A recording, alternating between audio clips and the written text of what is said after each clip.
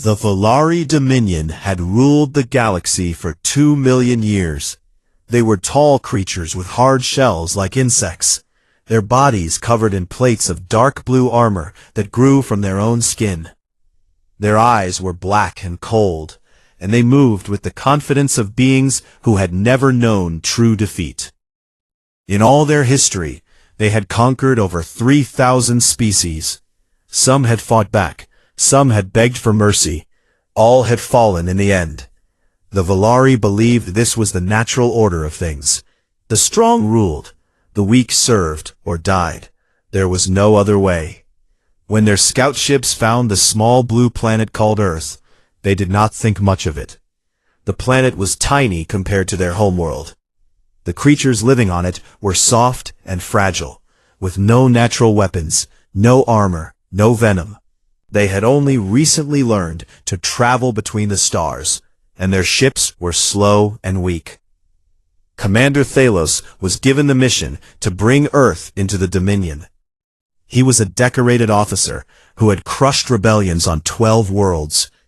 This assignment was beneath him really, a simple subjugation of a primitive species.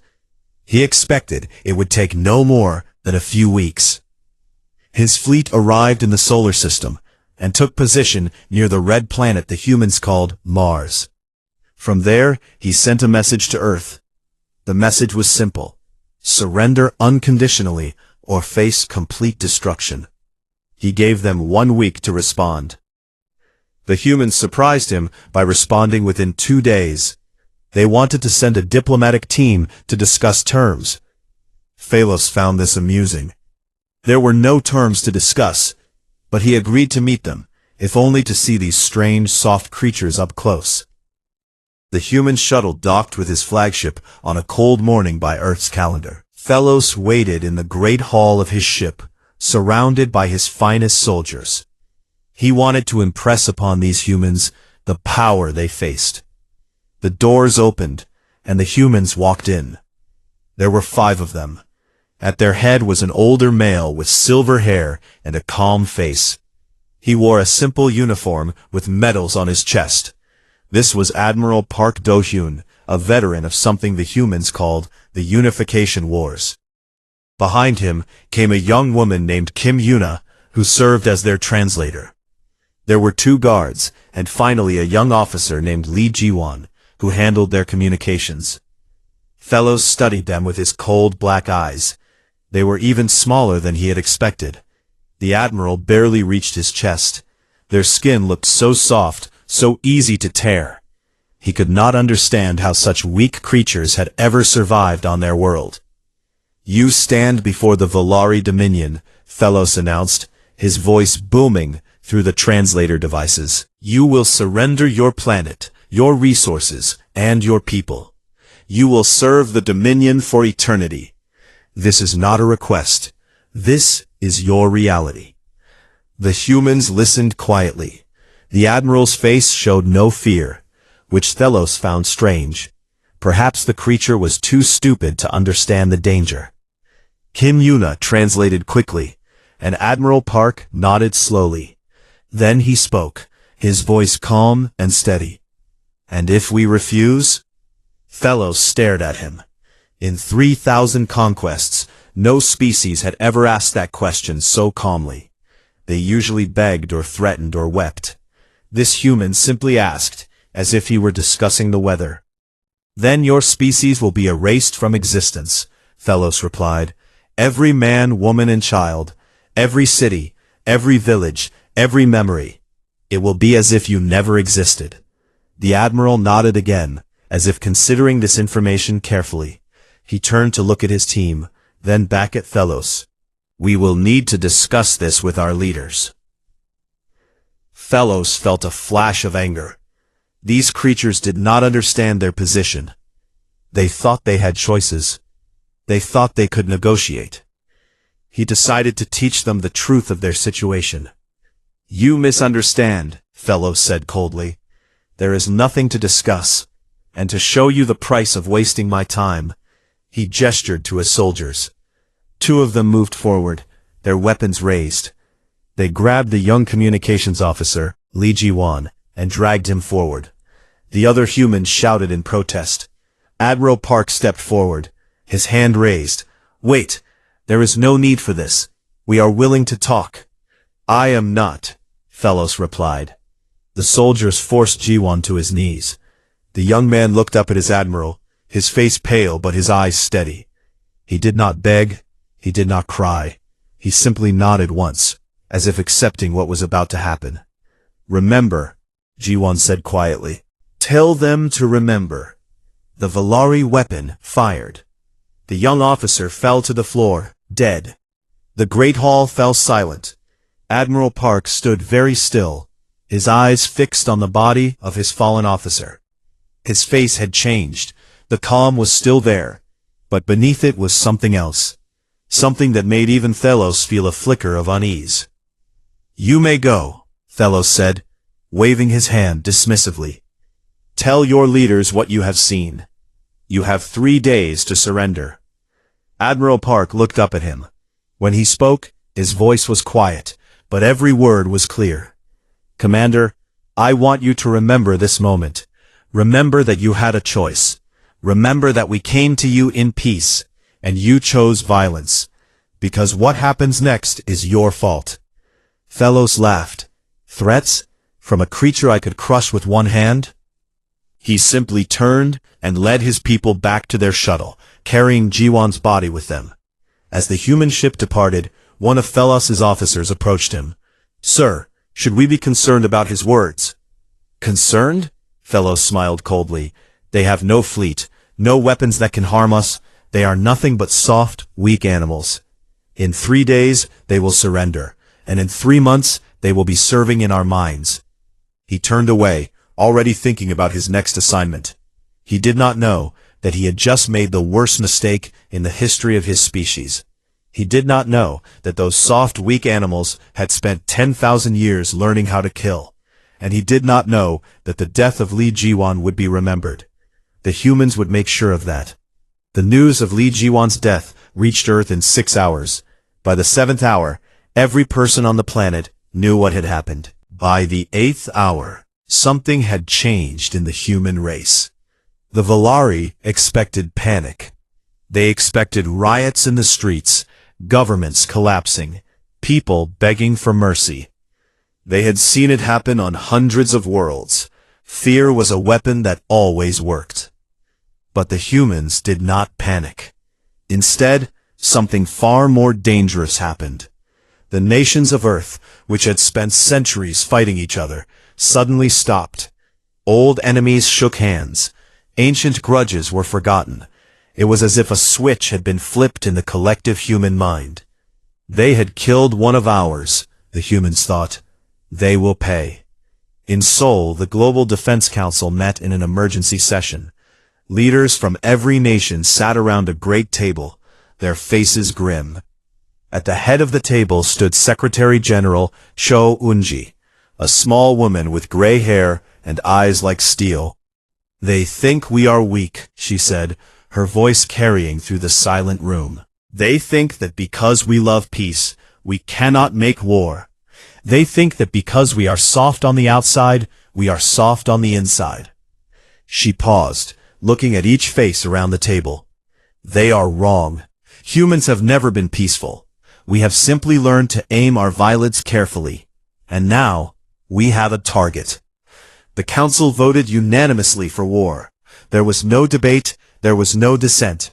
For the first time in human history, the entire species agreed on something. Far above Earth, on the Valari flagship, a young analyst named Krell was given an assignment. His job was to study the humans, to learn about their history and culture, to find weaknesses that could be exploited. It should have been a simple task. The humans had only been a spacefaring species for 200 years.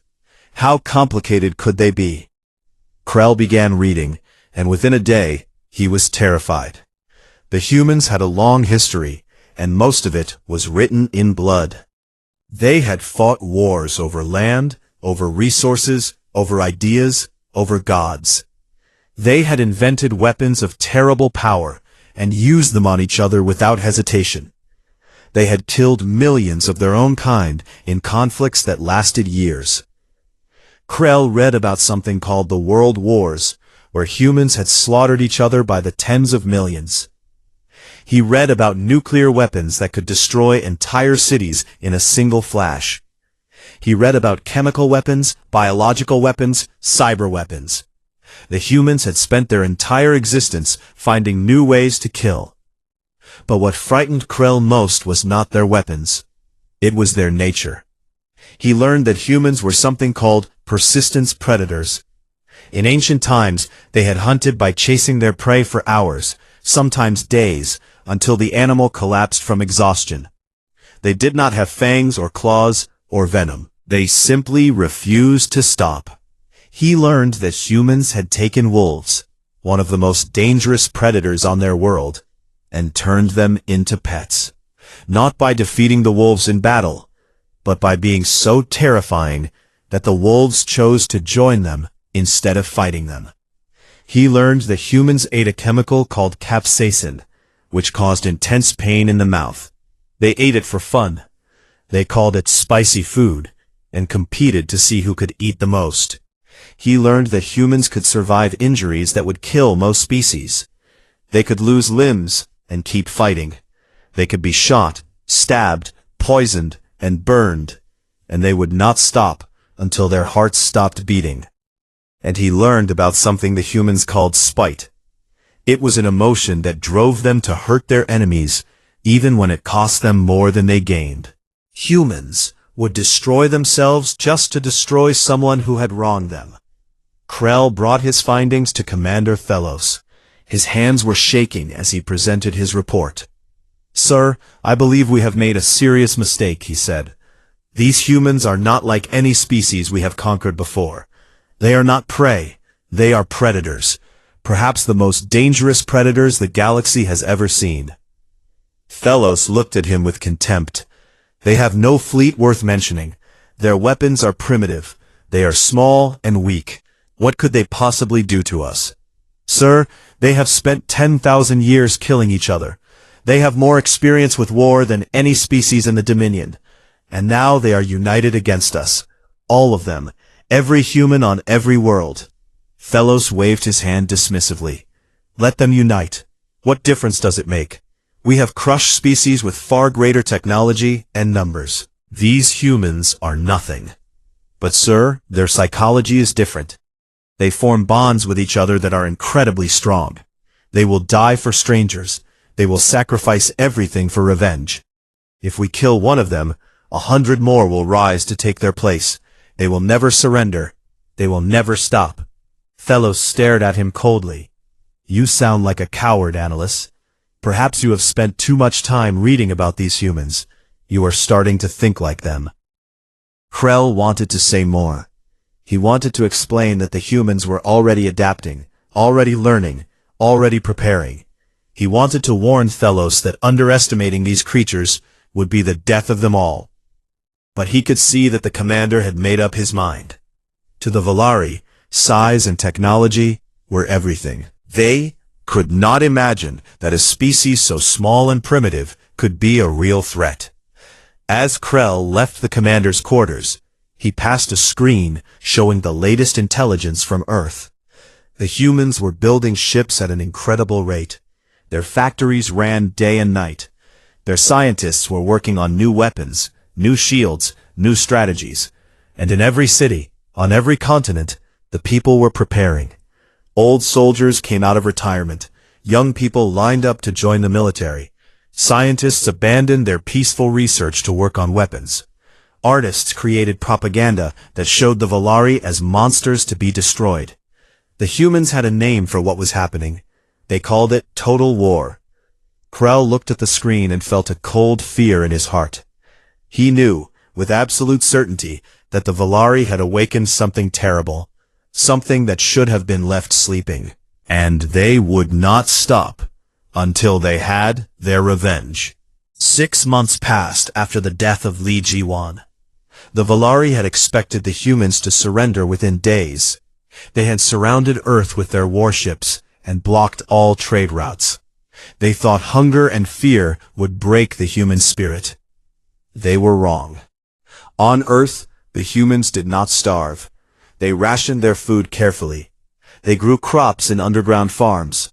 They shared what they had with each other, making sure no one went hungry. The blockade that should have crushed them only made them stronger. And while they survived, they learned. Dr. Han Minho had been a quiet man before the war. He had spent his life studying physics, dreaming of peaceful exploration among the stars.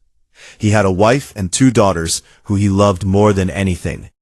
When the Valari came, he wanted to hide, to protect his family, to wait for the storm to pass. But then he saw the video of Li Jiwan's execution. He saw the young officer kneeling on the floor of the alien ship, facing death with courage. He heard the words, "Remember, tell them to remember." Han Minho could not forget, and he could not hide while others fought. He was assigned to study a Valari probe that had been captured by Earth's defense forces. The probe was supposed to be impossible to understand.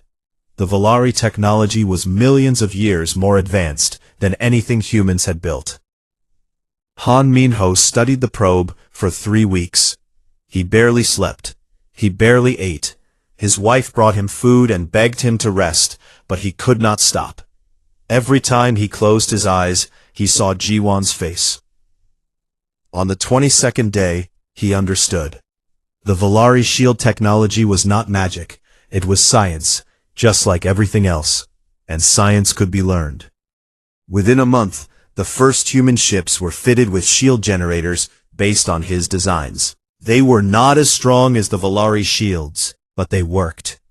For the first time, human ships could survive a direct hit from Valari weapons. On the other side of Earth, a young woman named Baek Somin was fighting her own war. She had been a hacker before the invasion, a troublemaker who broke into computer systems for fun. The authorities had arrested her twice. She was not the kind of person anyone expected to be a hero. But Somin had a gift. She could see patterns in data that others could not see. She could find weaknesses in any system, no matter how secure. She was recruited by military intelligence and given a team of the best hackers on Earth.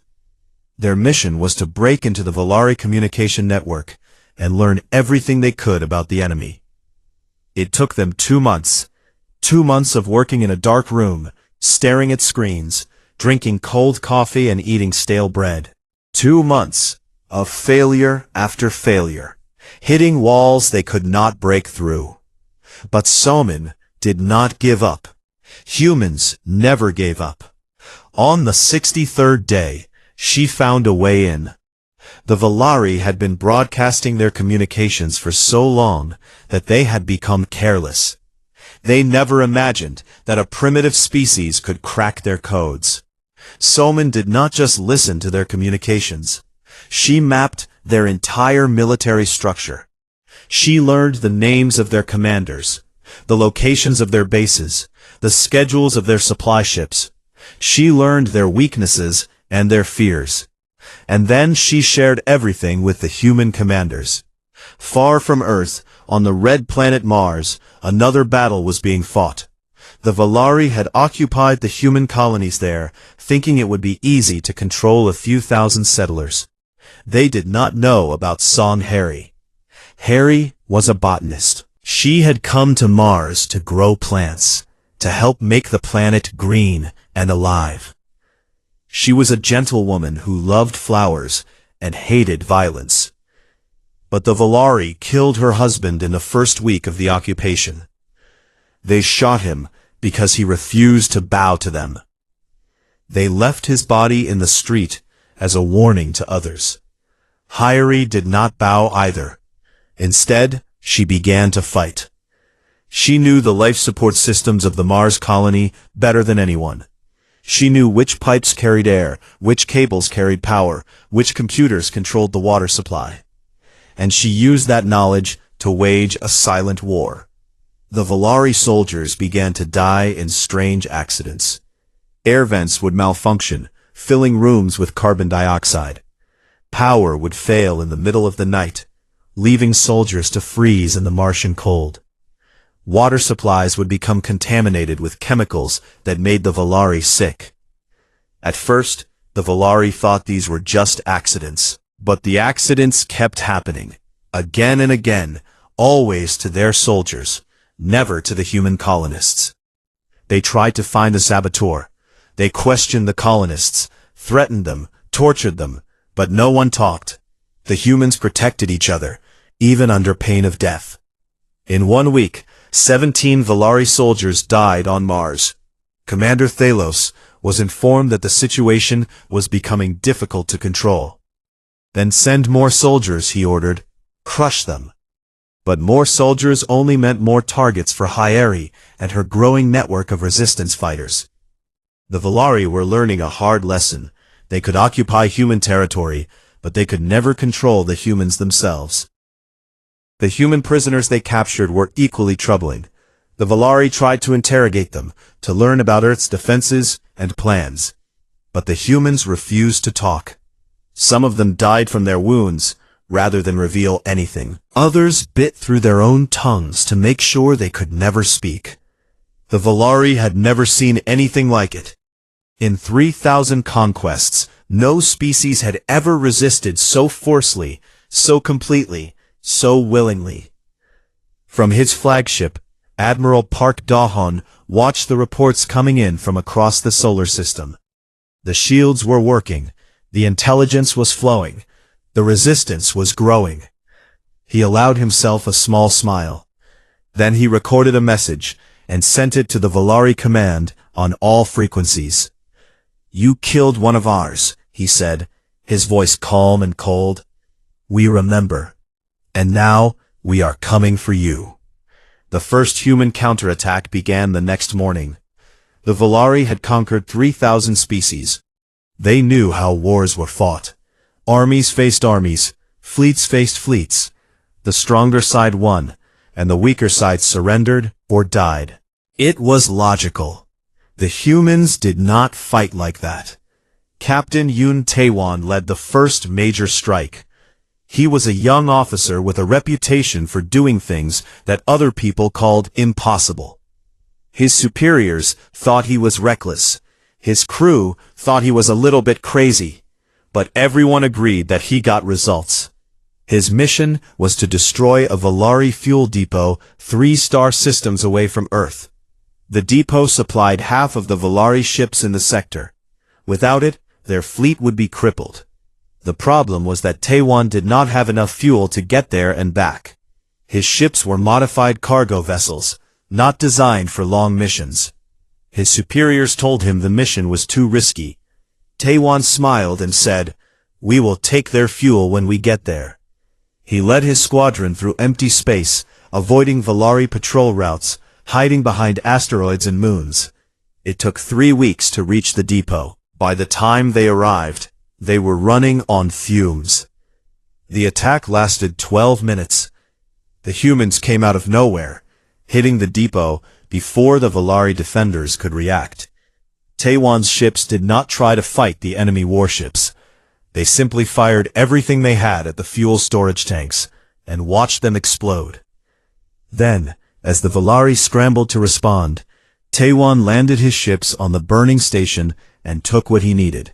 His crew moved through the wreckage, filling their tanks with Volari fuel, stealing weapons and supplies. They escaped before the Volari reinforcements arrived. When Taewon returned to Earth, he was carrying enough fuel for 6 more missions, and enough intelligence to plan a dozen more attacks. The Volari commanders could not understand what had happened.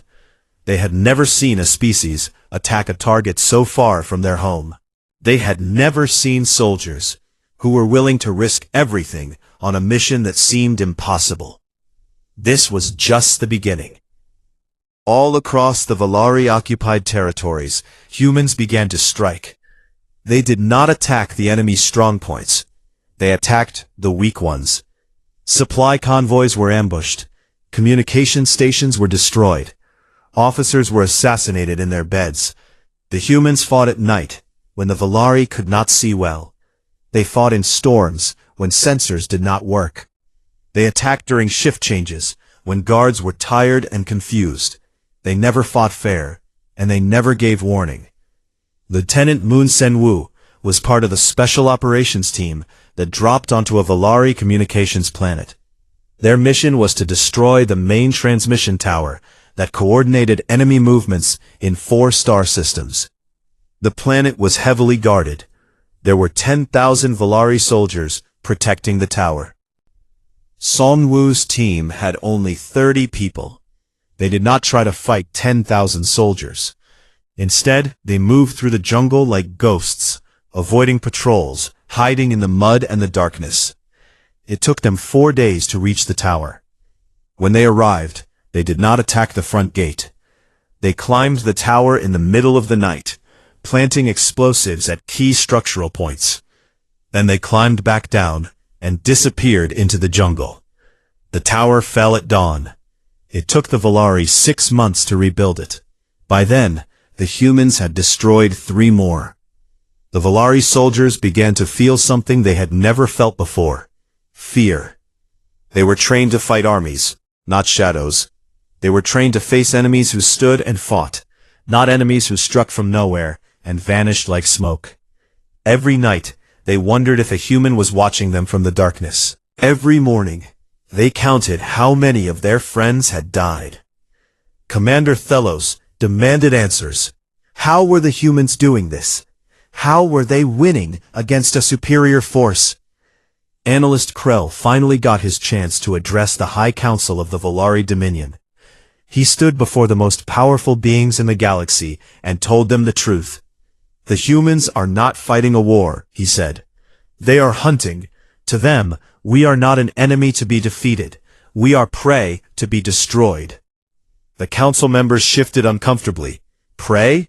The Volari had never been prey.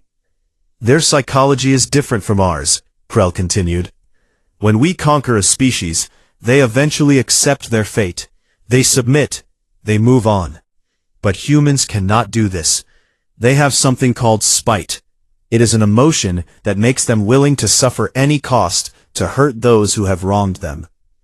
He pulled up images of human soldiers who had been captured. Some of them had wounds that should have killed them, but they had kept fighting. Some of them had destroyed themselves rather than be taken alive. They will not stop, Krell said. Even if we kill every human on Earth, the survivors on other colonies will keep fighting. They will scatter across the galaxy, and they will hunt us for generations, for centuries, forever. One of the council members laughed. You expect us to be afraid of these small, soft creatures? I expect you to understand what they are, Krell replied. They are the species that hunted wolves for fun. They are the species that survived ice ages and plagues and disasters that would have killed any other people. They are the species that looked at their own nuclear weapons and said, "Let us build more." He paused, looking at each council member in turn. They are not afraid of death. They are not afraid of pain. The only thing that frightens them is the idea of losing while their enemies survive.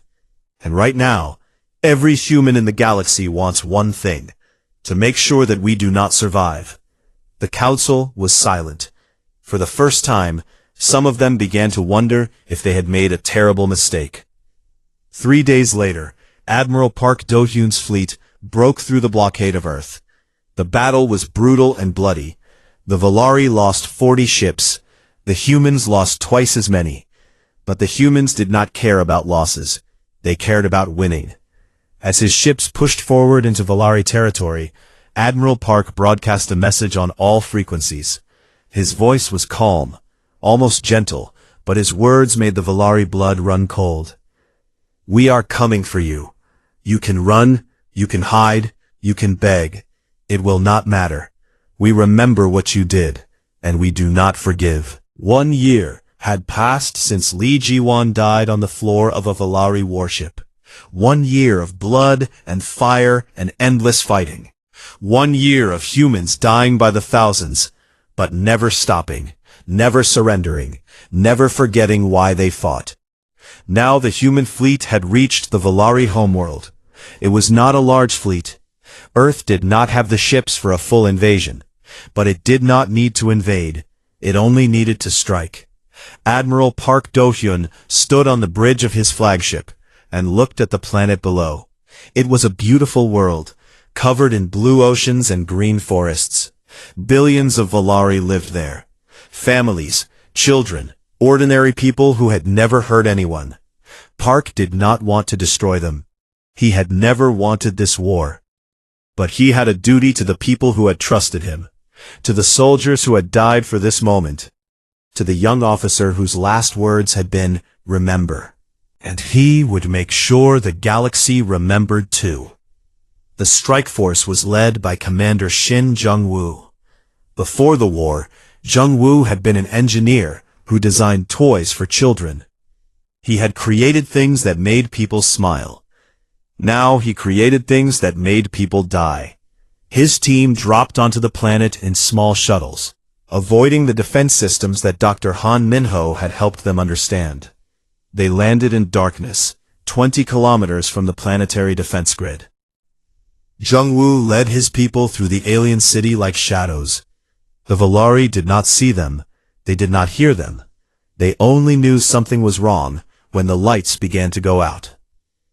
One by one, Jung-woo's team disabled the power stations that fed the defense grid. They moved quickly and silently, killing guards before they could raise the alarm. By the time the Volari commanders realized what was happening, it was too late. The planet was exposed. High above, the human bombers began their attack. Moon Haeun was 73 years old. She had been a pilot in her youth, before retiring to raise a family. She had grandchildren who she loved more than life itself. Her oldest grandson had been on Mars when the Volari invaded. He was 15 years old. He had never hurt anyone. The Volari killed him because he refused to bow. Haeun had come out of retirement the day she heard the news. She trained harder than pilots half her age. She flew more missions than anyone in her squadron, and when the time came to attack the Volari homeworld, she volunteered to lead the bombing run.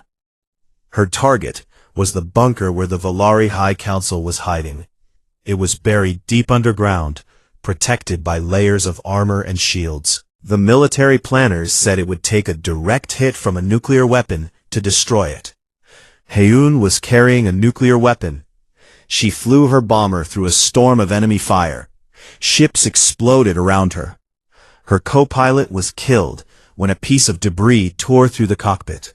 She flew on alone, bleeding from a wound in her shoulder, her eyes fixed on the target. She thought about her grandson as she released the bomb. She thought about his smile, his laugh, the way he used to run to hug her when she visited. She thought about how much he had wanted to live, and how the Volari had taken that from him. The bomb fell, the bunker died, and somewhere, Haeun hoped, her grandson was at peace. The Volari surrendered within hours. Their military was broken. Their leaders were dead. Their people were terrified of these small, soft creatures who had crossed the galaxy to punish them for killing a single human. Admiral Park Do-hyun accepted the surrender. He stood in the ruins of the Volari capital, surrounded by the ashes of their empire, and he felt no joy. Only exhaustion, only grief, only the heavy weight of what he had been forced to do. Kim Yuna stood beside him, translating the frantic messages from the surviving Volari leaders. They begged for mercy. They promised anything. They could not understand why this had happened. "They are asking why," Yuna said quietly. "They want to know why we did this." Park looked at the burning city around him. He thought about Lee Ji-won, kneeling on the floor of an alien ship, facing death with courage. He thought about all the humans who had died in this war, soldiers and civilians, young and old. "Tell them we remember," he said. "Tell them that is why." In the weeks that followed, peace treaties were signed. The Volari Dominion was broken apart. Their conquered species were freed. Their military was disbanded. They were allowed to keep their homeworld, but they would never again threaten another species. The galaxy watched in stunned silence. For 2 million years, the Valari had been the most powerful force in known space. Now they had been humbled by a species that had only been traveling among the stars for 2 centuries. Analyst Krell, now a prisoner of war, was interviewed by human journalists. They wanted to understand what had happened. They wanted to know how the Valari, with all their power and technology, had lost to the humans. A young reporter named Osubin asked him the question everyone wanted answered. "You tried to warn them," she said. "You told them we were dangerous. Why did they not listen?" Krell thought for a long time before answering. His black eyes were tired and sad. "We have conquered 3,000 species," he said finally. "We thought we understood the universe. We thought we knew what predators and prey looked like. But you humans, you are something we have never seen before. You are the species that looks at a god and thinks, 'I can kill that.'" Subin shook her head. "No," she said. "We are the species that looks at a god who hurt our family and thinks, 'He is going to regret that.'" The interview ended, and Subin's words were broadcast across the galaxy. Every spacefaring civilization heard them. Every species that had ever wondered about the strange, soft creatures from the small blue planet now understood. Earth sent a message to every corner of known space. It was simple and clear. We are humanity. We are small. We are young. We are fragile. But we are also the children of hunters and warriors, of survivors and fighters. We do not seek war. We do not want enemies. But if you hurt one of us, know this: we will find you. We will never forget, and we will never ever stop. The galaxy listened, and the galaxy remembered. From that day forward, no species ever threatened Earth again. Not because humans were the strongest or the most advanced, but because every being in the galaxy now knew the truth about the small blue planet and its soft, dangerous people. Some species could be conquered. Some species could be scared. Some species could be broken. But humans could only be killed, and even then, the ones who survived would come for you. The universe had learned its lesson. The humans made sure of that.